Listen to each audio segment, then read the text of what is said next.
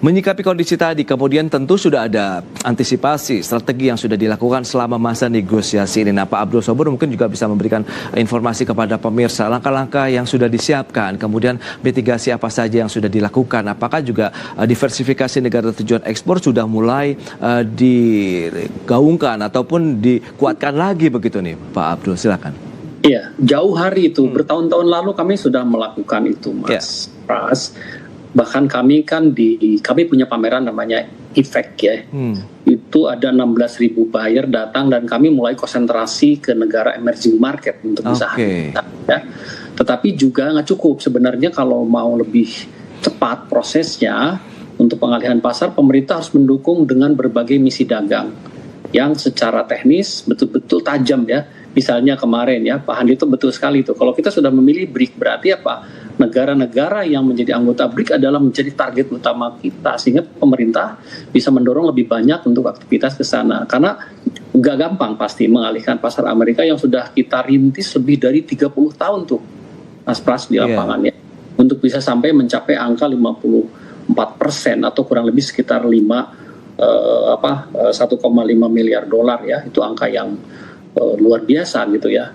Jadi sementara kita tahu misalnya di Middle East ya, negara-negara itu masih ada yang sangat tumbuh bagus ya.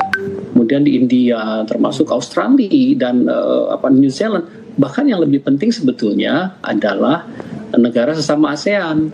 Dan yang lebih penting lagi adalah market dalam negeri. Jangan sampai tadi ya digempur oleh barang-barang impor sehingga kita lengah. Nah, itu yang sebetulnya pasar kita gede ya, 4,5 miliar dolar kalau kita baca datanya itu secara cermat ya. Itu kan jangan sampai direbut Cina atau negara lain, karena mereka pasti akan gempur ke kita, udah pasti. Sekarang udah mencapai 1 miliar dolar Pak, itu artinya udah 16 triliun kan masuk ke sini.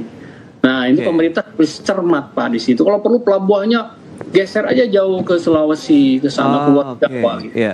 Gitu Pak. Baik. Nah, hasilnya, realisasinya sejauh ini begitu. Apakah ada potensi menutup gap kalau memangnya pangsa pasar di Amerika Serikat akhirnya harus tergerus begitu, Pak Abdul? Ya, belum. Karena apa? Pasar Amerika ini memang luar biasa, Pak. Itu kita butuh waktu mungkin nggak kurang dari 10 tahun ya.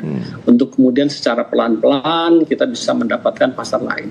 Tetap kami melihat bahwa negosiasi itu adalah bagian paling strategis, bahwa Amerika itu masih membuka ruang kok untuk Indonesia.